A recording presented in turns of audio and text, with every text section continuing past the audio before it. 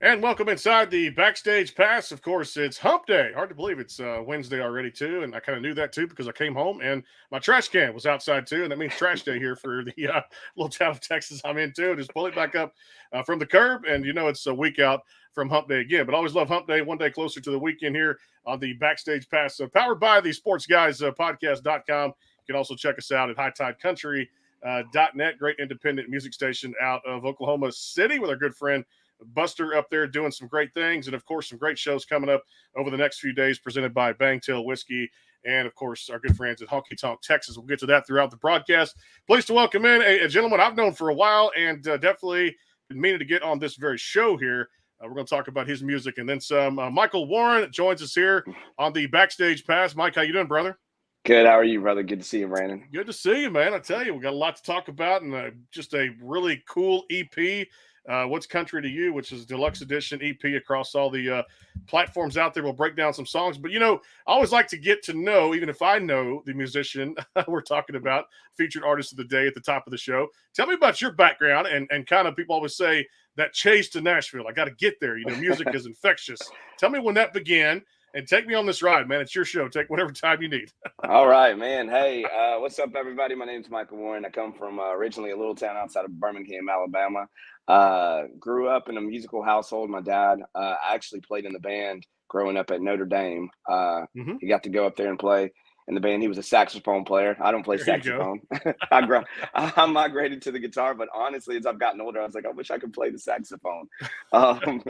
So growing up in my household, my dad just had records after records after records, and he would play everything from Crosby, Stills, Nash to James Taylor to Bob Marley to Earth, Wind and Fire to Paula Abdul, just everything. Michael Jackson. My earliest memories were listening to Michael Jackson records down in his basement. And the cool thing about my dad, he always had really nice record players. I didn't really know what I was doing, but I just knew I loved music. So I'd go down there in his basement in our little family room downstairs, put records on. I'd break needles because I'd drop the arm too hard, and he would never get mad. He was just excited that I was like immersing myself in different kinds of music. So growing up listening to different music, my earliest like influences were probably going to be, and it's pretty random, it was going to be Michael Jackson, Bob Marley, and James Taylor. I was obsessed with James Taylor. Caroline in My Mind, I would play that song over and over and over. So growing up, listening to James Taylor and also listening to things that I listened to when I was a kid, like a lot of R&B and rap, I just kind of always like fused those two sounds together. So it's like I might put out a song that like now that has like a little bit more groove, but then I might break down a song and it's just finger picking like mountain music and stuff like that. So my styles are all over the place. So going back to what we were talking about originally, I started doing music really serious in high school. Started in the church choir with my good buddy Mr. Ben Caver, who's actually up here now, singing and writing for other artists and stuff like that.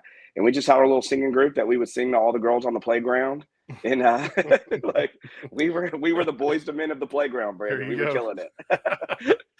Good place to start, playground. Absolutely. We had all the groupies back then. But Ben introduced me to I remember growing up, we were down in my mom's basement and he kept singing The River by Garth Brooks, right? Yeah. Yep. And I fell in love with that song. And from then on, I kind of started dabbling around, like figuring out other country artists, Clint Black, George Strait, all those kind of things. Growing up when we did, CMT actually showed the songwriters at the end of each video. And I was just always intrigued. I couldn't really look it up, but I just remember seeing like these certain songwriters, and I always like really gravitated that. I love that part of country music TV versus MTV, because MTV never, did those kind of things. It didn't really have details. So after high school, I started playing out. We were doing more Christian music at the time, and I was going to the University of Alabama, and I knew that I couldn't really play at the college bars doing praise and worship. They just weren't going to book me on a Friday night playing third day. So I had to start writing songs for myself. So right after I graduated high school, I picked up the guitar, kind of went into hibernation mode and just figured out how to play. Didn't have many friends at that time because I was just locked in my bedroom. So I learned how to play and started writing my first songs. And now I've written these songs. I was like, how am I going to get these songs out? Because we didn't have Spotify back then. We didn't have all that distribution. So I was like, okay, how am I going to do this? So crazy story. My dad we had a camcorder. It was like some kind of Sony camcorder. I would sit in front of the camcorder and I would record my songs. And my dad had a CD burner, and I would take the audio from there and run it into my dad's CD burner. And I would literally, it would be one takes, and it probably didn't really sound that good at the time, but we would run it into the CD burner. My dad would help me, and we just burn CDs all night long. And then I would go down to the University of Alabama and wait outside of all the big sold out college band shows. Yeah. And I would take those CDs handwritten, and I would hand those out to like all the different, like only girls. Cause I knew if I could get the girls, the guys were going to come. Yeah. So I didn't waste a CD on the guys, cause I knew they were going to follow their girlfriends. Yeah. So I would hand these CDs out to all the sorority girls. And these sorority girls started just sharing my music, like handing that CD to somebody else. Next thing you know, somebody in Miami's listening to, you know, one of my songs, or over in Mississippi. So from then on, I still couldn't get really college shows. So what I did, I started playing at the coffee shops when coffee shops were really a thing. Before Starbucks took over everything. So I would do these little co-headline bills with other songwriters in different towns, and we would just play, you know, these coffee shops. And you know, the first one there might be 3 people in, and the next one it was 10 people. Then it would grow to 20. Then it would grow to 100. And next thing you know, like, the coffee shops are really making money off of us. But, right. And it's like, we're in these coffee shops singing, and I just kind of took that model and took that back to the college towns, because now I had more songs, learned a few more covers, and I started really like hammering Alabama, Tuscaloosa, Auburn, Mississippi State, Ole Miss, Knoxville, UGA, just all these college towns. And this word started spreading and spreading. And next thing you know, we're doing 3 shows a week in a different college town. And, you know, you start doing stuff like that, then the record labels start calling, they start sniffing around, and they're like, what's going on? How are you doing this? You don't have a booking agent. You don't have a manager, really. And we just kept grinding. Like, we didn't have the money to do it any other way. So we had to just build it the way we could. So we start hitting these college towns. I get a call from one Sunday from Atlantic Records, Craig Kelman, on a Sunday. I don't know how he got my number. Still never know. They must have like some CIA connect, FBI. And I'm like, how is this man calling my cell phone? So he called me on Sunday. I think I hang up on him twice, because I think my friends are pranking me at this point. So I hang up on him, and finally he calls back, and we talk, and he's like, hey man, I really like what you're doing. Your CD's kind of been circulating the building, and I just wanted to reach out to you and kind of see what you had going on. So we talked, and a few days later, he flew me up to New York City. Never really left Alabama. So I was just like this super Southern little country boy from Alabama up in New York City, just eyes wide open like this. So we go in there, and we have a great talk. He's, you know, kind of talking about the history of Atlantic Records, kind of where they see their future in music going, and this, that, and the other. Left the meeting with no record deal or any kind of publishing deal, but I am not one to give up.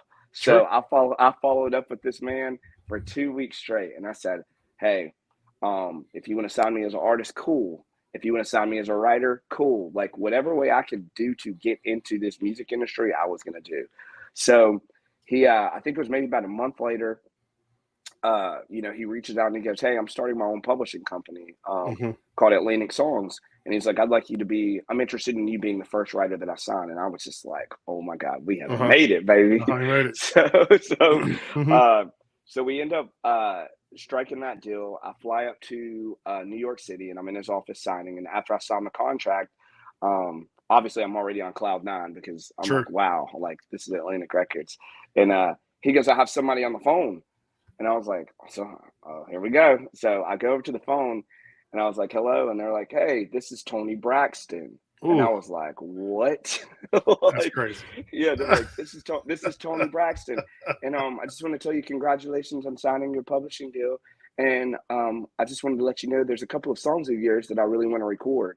And I was like, so to make the trip even better, now my first like day up in New York City, as an official songwriter, signed songwriter, Tony Braxton, who I looked up to my whole life. It's like, I'm going to sing your song. So She ended up singing. My first major label cut was a song of mine that I'd written in my mom's kitchen called "No Way," and Mm-hmm. yeah, she recorded it, and I just kind of started everything from then on. That's cool. What a story. And that's what we do. We do here on this show is it just evolves. It comes when it's supposed to come, the big breaks, the grind, the never give up process, the hitting the college towns, just fantastic stories. I love it so much there too. We got to take a time out here on the Backstage Pass. So we're going to come back, talk to Michael about what's Country to You, an EP they just put out at the end of June. We'll talk about that. Fantastic title track for that particular record. Coming right back here on the Backstage Pass. Phenomenal story. I love it here. And I'm sure it tickles you today to tell that story with Toni Braxton. That is pretty amazing how you can share that on the Backstage Pass here. Again, presented by our friends over at Banktail Whiskey and, of course, Honky Tonk Texas out there, too. If you'd like more information on sponsorships, hit up the social media. We'll talk about that. And, of course, we'd love to have your business a part of our brand here as we continue to grow into the future. More with Michael Warren. It is the Backstage Pass. Stay tuned to word from our friends at Banktail Whiskey. The Banktail pour is comprised of a sweet corn mash base. The front has a subtle sweetness and not too sharp. It has notes of a medium char or white oak for a smoky flavor in the middle, and the tail has a super smooth and warm finish. Go behind the scenes with some of the biggest artists in music today with the Backstage Pass, powered by the SportsGuysPodcast.com. Join Brandon Morrill and his co-host Kirsty Krause as they talk to rising stars and legends about their music careers. Listen to their latest tracks and learn fun facts about the men and women behind the music you love. And be sure to tune into the Backstage Pass Monday through Friday from 3:30 to 6:30, powered by the SportsGuysPodcast.com. And welcome into the Backstage Pass.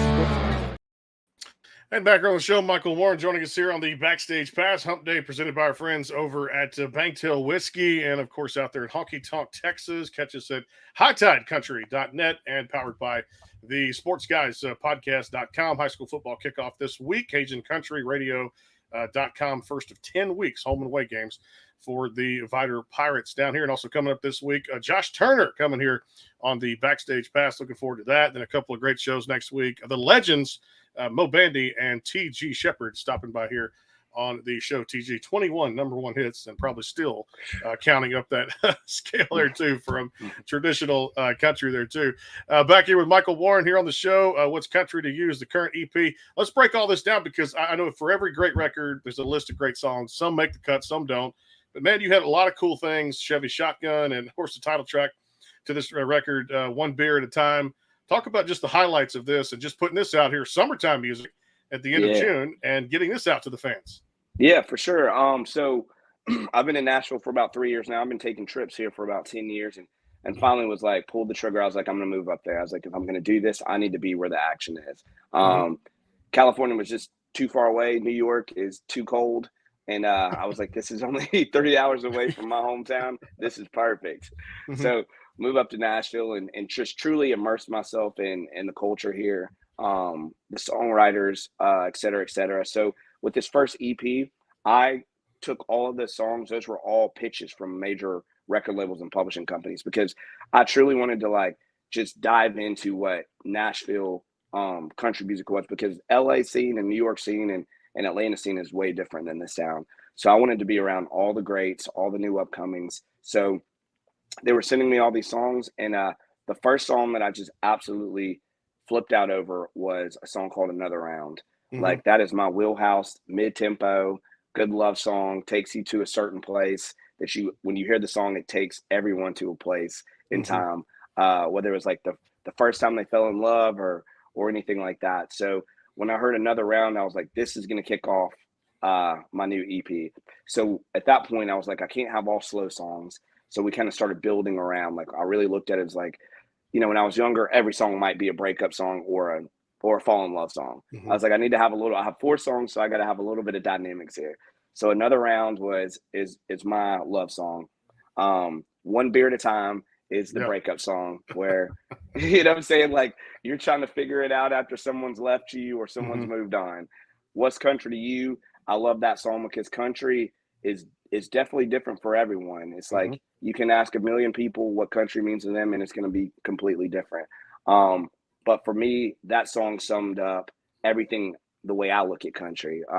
Some of my friends are just straight up country boys, overalls, all that. Then I have some friends that honestly live in New York City to some of the country's people I've ever met. Like we're just all over the place. Like growing up, we listened to rap, we listened to country, we listened to pop, we listened to everything. So, you know, I just wanted to have a song that kind of represented how I feel about country and the things that we did growing up, you know, like out in the woods, hunting, riding 4-wheelers, mudding, all that kind of stuff, fishing. So we all did that stuff. So moving on from that song, then we had Chevy Shotgun. Chevy Shotgun is an absolutely incredible song to me.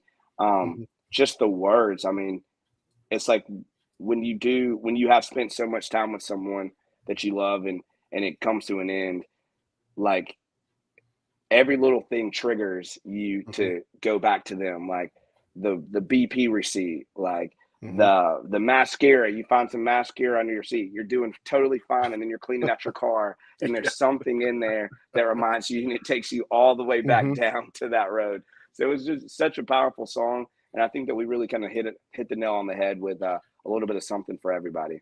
You did, and that's what the flavor was so good for me. In fact, I loved it. It's kind of my perfect listen to driving back and forth here in Texas where I'm at.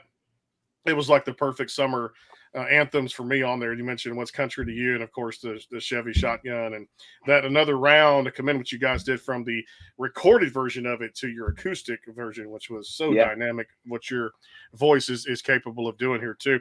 Well, I tell you what, the conversation's so good, I always forget sometimes he needs to perform here on the show. The conversation's flowing, which is a good thing here. Take it away, my friend. Dealer's choice, and it is up to you. Okay, let's do since we talked about another round, let's do another round. Here we go. All right.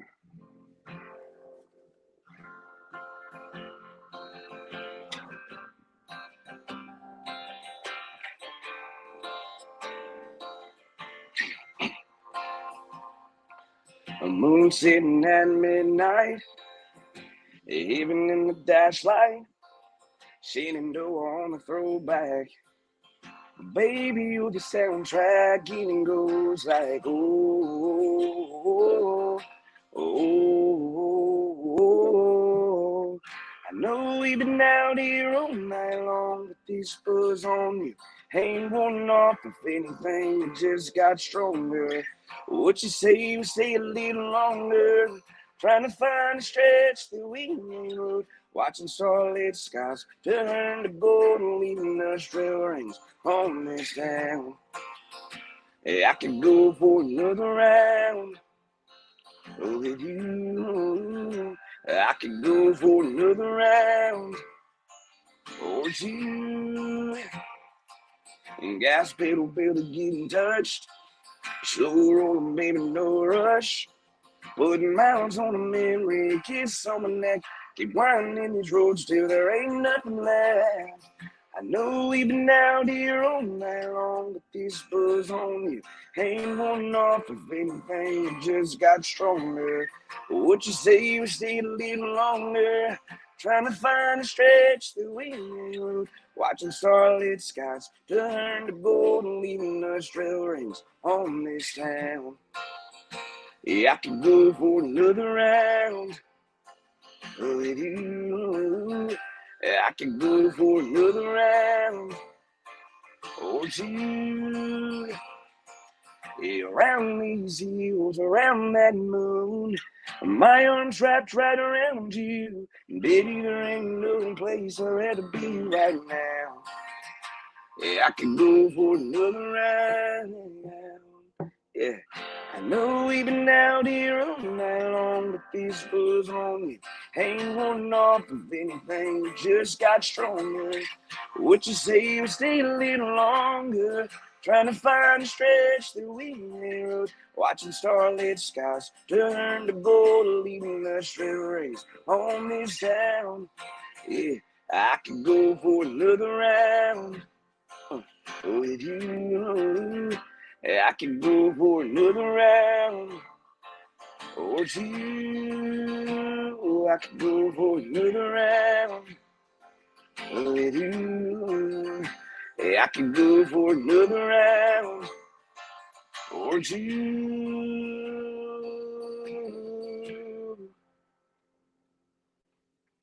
Love that country music right there, boy. When it's authentic, it's well written, and those songs tell a major story there on the What's Country to You EP from Michael Warren. Another round there, too, just well written, too. I wanted to ask you about that. Songwriting to me is really cool. It's just one of the things I almost wish I would have went to school for to study it. I don't know, just a creative process, let the juices flow a little bit, just see something kind of be born from nothing. Almost like kind of being a first-time dad for me a little bit. What do you get out of it? What's the most fun part of it for you? Is it therapy? Man, let me tell you, funny you say that. We usually when we go into a songwriting room, you're usually going in with two other people that you've never met. So there's a bit of like psychology, therapy, all of that stuff. So usually we'll go into a room and we're just kind of like, hey, what everybody do this weekend? Went to Tin Roof, went here, went there, blah blah blah. We talk about our war stories, and then we're like, kind of like, hey, does anybody have any titles? Sometimes people come in with a title. And then sometimes it's kind of like, hey, what's everybody going through right now? Usually we're all going through something. Sometimes it's the same, sometimes it's different. And then we just feed off of that one thing. We'll say, well, hey, we're going to talk about that experience today. Mm-hmm. And we feed off of it. And it always blows my mind. You're not always going to write a hit song, but sometimes it's not even sometimes, it's every single time. It blows my mind that three strangers can go into a room with nothing and we can come out with something. True. Like, that's just, to me, that is like the greatest part of this. Sometimes the song is like, that's the one that's meant for that artist. Sometimes the song never gets heard, but it's like, we still know that we created something, from scratch. That's ours. I was like you said, just tearing out the notes from a note section in college, and wait, the test is coming up. Hold on for a second. I got to study these notes. But as soon as I memorize it, I'm memorizing a masterpiece here, which is really right. Cool. Yes. I always love to ask this question about the fun of making not just the songwriting, but making the song also come alive through the music video, because who you hire and doing that in your team is very paramount to the next part of the success you're going to have with the song, putting the visual with it too, along with the audio side of it. What's Country to You? You guys got to do last year, 2022, when it came out. How much fun was it to make this music video? Was that your first one ever? That was my second video to ever do. And that was like my first video where it's like I truly had like a budget to do it. And that video is very special to me because everybody in that video is a dear friend of mine. They all showed up. They were like, hey, we're doing a video. We're coming out. Now, we had a little bit of alcohol there, so that kind of coerced some people to come out. But they made it. And it was just an absolute blast. It was a lot of hard work. I mean, I was exhausted by the time we got done. And I didn't want to hear What's Country again, ever again, because I had to sing it so many times. I was like, I'm done with this song. Yeah. That's you had fun making it too as well. We'll take our final time out with Michael Warren here on the Backstage Pass. Going to come back, talk about the latest single that came out on my wife's birthday, August the 4th, called All I Need, which is out there across all the digital platforms. You guys can download. Of course, the next part of Michael's year coming up as we welcome in September next week. That is hard to believe here on a lot of the shows. So what's around the corner from the singles and building off the great success he's had there in Nashville, Tennessee. A word from our friends at Bangtail Whiskey and Honky Tonk Texas. You can check us out, the sportsguyspodcast.com. Football season coming up starting this week for high school, and of course CajunCountryRadio.com and our friends at High Tide Country.net. We're all over the place out there too, and YouTube and all the socials for all the songs. Coming back here in just a little bit with Michael Warren. It is the Backstage Pass. Stay tuned. The Bangtail pour is comprised of a sweet corn mash base. The front has a subtle sweetness and not too sharp. It has notes of a medium char or white oak for a smoky flavor in the middle, and the tail has a super smooth and warm finish. Go behind the scenes with some of the biggest artists in music today with the Backstage Pass, powered by the SportsGuysPodcast.com. Join Brandon Morrill and his co-host Kirsty Krause as they talk to rising stars and legends about their music careers. Listen to their latest tracks and learn fun facts about the men and women behind the music you love. And be sure to tune into the Backstage Pass Monday through Friday from 3:30 to 6:30, powered by the SportsGuysPodcast.com. And welcome into the Backstage Pass. And back here on the show again, the Backstage Pass, powered by the SportsGuysPodcast.com. Tomorrow, great show planned. Lewis Bryce coming by. We'll talk about his latest single with his brother, called Product Of, which is kicking ass out there right now. If you haven't seen the two guys perform that damn song, that is fantastically done. Yeah. Two guys, you've seen that, so you know exactly what. Oh yeah. I've had a couple of late nights with old Lewis Bryce too. Always a great guest here on the show. And of course, this week, Josh Turner coming here on the Backstage Pass. We'll talk about his greatest hits album, September 8th, coming out. And of course, he's on a tour with the Long Black Train, celebrating 20 years of that classic country hit out there too. Still, I want to say even today, he's the youngest member of the Grand Ole Opry. I mean, I kind of looked that up, and I don't know if anybody overtook that, but at the same time, I still think he holds that accolade too. And of course, next week, a couple of big shows we're getting ready for on Labor Day. Mo Bandy, T.G. Shepard, and of course, Johnny Lee. Going to play a show coming up September 2nd at Pedrati's Ranch in San Antonio. More on that coming up over the next couple of weeks here. Pleased to have Michael Warren on the Backstage Pass presented by Bangtail Whiskey and our friends over in Honky Tonk, Texas. Checking us out at hightidecountry.net and, of course, CajunCountryRadio.com. And, of course, our friends at the SportsGuysPodcast.com. Hey, it dropped you. There it goes. We got you back. Real quick there. Michael Warren here. Well, let's get to the single, my man, because, man, this was like smash in your face, all I need. And this is just like up tempo and having a fun song. I mentioned Josh Turner there, but it's like every time you turn on a song that you do that's got this up tempo feel to it, it's like you're letting the emotions out of the bag. You're wanting people to have a good time, and they're talking about this small town feel. And, one of the lines in it, I don't know exact line, but it talks about, why would I want to leave this small town? I got all I need. And so this one, for a lot of people, it did it for me, dude. It did. Yeah. I think we're all at this point right now in life where it's like, man, we just want a simple life. I think everybody's gotten to the point with social media and all that stuff of chasing this and chasing that. And I think the cool thing now and the American dream for me, especially, is like, let me just get outside of town. You know what I'm saying? I'll commute into town. Let me get outside of town and just see a lot of green grass and a lot of peace and crickets and birds and stuff like that. You know what I mean? So when I heard this song, I was like, man, that is the song that people need to hear. And one of my really good buddies that actually used to come to my shows back in the day, Johnny Daly, actually wrote that song. I know Johnny. Yeah. From Johnny on the show. Yeah, Johnny's the man. Yeah. And he sent me this song, and I was like, can I have that? And he was like, yeah, go for it. So cut it. He gave me the okay. He said, you sound great on it. And I put it out. And it's, for me, that's really cool because I literally remember Johnny when he was in high school, and now we're like working together on music. Fantastic. Way to tell a story there too. That's Johnny, fantastic talent in his own right when it comes to writing music and putting out some great music out there. I gotta catch up with him. Speaking of doing all these episodes and shows that I've done, gotta kind of get back on the wagon again and do some catch-up shows with former artists that I've had too. I'm sure he's putting out some new stuff as we speak now.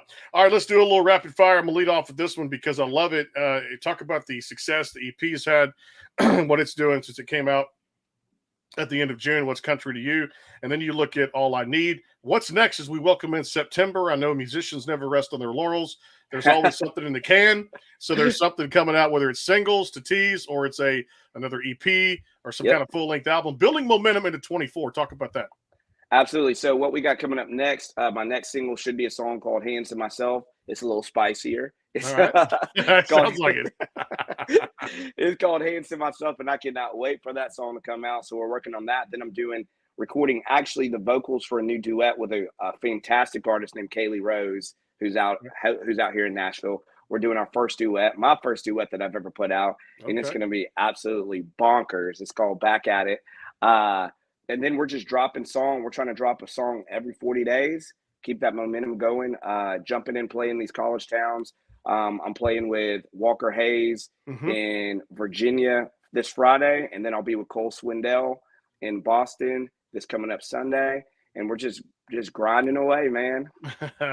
Well, you're going to love seeing Walker in Nashville. We got to cover the CRS event the previous 2 years, and guy can put on one hell of a show there anywhere he plays. And of course, I just love, he's one of my favorite guests here to come on the Backstage Pass. All right, favorite food, these little college towns that you visited too, for you, what's kind of done it? I'm sure it's like something different for every college town, right?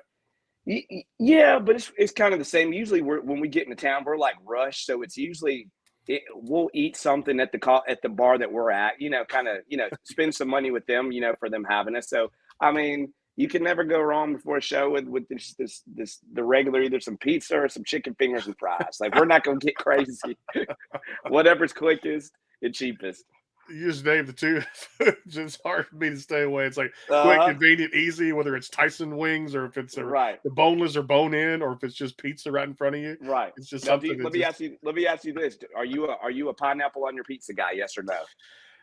Sometimes, yes, because I like the salt and kind of sweet flavor to it. Oh yeah. Depending on where it comes from for me. So if I'm definitely gonna get it from like a Papa John's or something, yes, I can do that. There you go. Okay. If it's a place, I'll always ask the locals when I go do a show or something or put on an interview like this. Where's your pizza place? Where do we go? And usually they tell me, and we can go over there, order it, whatever, pick it up, what have you. But yes, because I think first part of this year, people said you can't knock it till you try it, and I was like, I did knock it, and then I was like, okay, but again, that pineapple has to be a certain place where I'm like, we're talking fresh ingredients, and what do they say? Better ingredients, better pizza. So absolutely, there you go. Plug for them. There you go. Right? Like, hey, Shaq's made his money with Papa John's. He's done okay, right? No doubt. And so, as of course, all their stock is doing real good right now. What I just read the other day too. Oh, no politics here on the show. I never talk politics or stocks or anything. Let's talk a little bit about first song you ever sang live on stage. It could be a cover. What was it? My very first song. Okay, my very first song was Shelby Christian School. I probably had to be 3 years old, and I sang I Am a Promise, I Am a Possibility. That was the first song that I ever sang. And there's a tape somewhere. Gospel? Yeah, there was a gospel song. All right, and my mom was like, okay, my boy's got a little talent. Let's go. I had the place going wild. She's like ringing the bell, like, yes, Warren's he's gonna become an artist. He's gonna get out there and open for Cole Swindell. And I'm just kidding, Hey, but congratulations on that. And really cool success out there too. Favorite or last show to get into? What did you binge watch? What did you enjoy? Oh, favorite last show. Oh, what was the show about the family, like with the lawyers and like the kid, like the dad covering out, like and I'm trying to think of the title of it right now offhand too as well. If somebody knows, they can leave it in the comment box. Or throughout the show, if we have a mental, I can't remember, but absolutely, I know what you're talking about. Yes. Obsessed. I was obsessed with that whole story. I like a good murder mystery. I love a good murder mystery. I love that too. Now, for you, when it comes to pizza, are you a pineapple guy? And if not, what goes on it? Okay, so I mean, standard procedure. I'm a pepperoni guy. Like a lot of times, I'll just do pepperoni, then half of it pepperoni sausage. And I was just like you. I didn't want to try the pineapple. I was like, that's not happening. Like, why don't I put pineapple and ham on my pizza? We're not doing that. And then I tried it, and I was like, this is pretty good. It's pretty good. Yeah. I'm like, I'm sorry I knocked it, but I'm like, man, I tried it. And I was like, this is pretty good from where I got it from too at the same time. All right, let's say, a couple weeks ago, what was it? The Powerball Mega was like huge, over $1 billion or whatever. Let's say you'd matched all 6 numbers on the winning ticket. Okay. What's the first thing Michael Warren would have done with his winning ticket? First thing with the winning ticket, I'm going to quietly take that ticket and put it in my safety deposit box. I'm going to go into a room somewhere, and I'm going to scream at the top of my lungs and probably cry. Which is good, yes. Right. And then my apartment here in Nashville, I'm not even going to clean it out. I'm just out of here. I'm going to find my mom and dad, my little 8-year-old daughter, and we are out of here, never to be seen again. I tell you what I do. First thing people ask me is like, I would go to the other side of the world and just take that trip to Bora Bora and just sit down, lay in that bungalow with you can look down and see the seafloor beneath the glass. Out of there. Just enjoy. Be gone. Hey, we can't reach him on his cell phone. There's a reason he's gone for a couple of months in Bora Bora. Period. We're going to order everything off the menu. Absolutely. Until we can't spend no more. And we will have all we need at that particular point. And, I like that. Brother, I love the story. I appreciate you making time for us here on the show. It is a fantastic record, which is What's Country to You, the EP, and, of course, All I Need, the current single out there across all the digital platforms. Hey, thanks for making time for us. Hope you enjoyed it. Hey, man, you come back anytime. Absolutely. Brandon, thank you so much for all you do for us artists. We really appreciate it. Thank you. Got it. Michael Warren, one of a kind, Tamar Lewis, Bryce, and also the big guy, the big baritone voice, Josh Turner, coming by here. We'll talk about his new record coming out, the Greatest Hits album, September the 8th. Again, thanks to our friends at HighTideCountry.net. And, of course, the Sports Guys podcast.com presented by Bangtail Whiskey and our friends over in Honky Tonk, Texas. We'll see you tomorrow about 4 o'clock. Yeah, Lewis Bryce here on the show. Don't miss it. We'll see you then. Take care.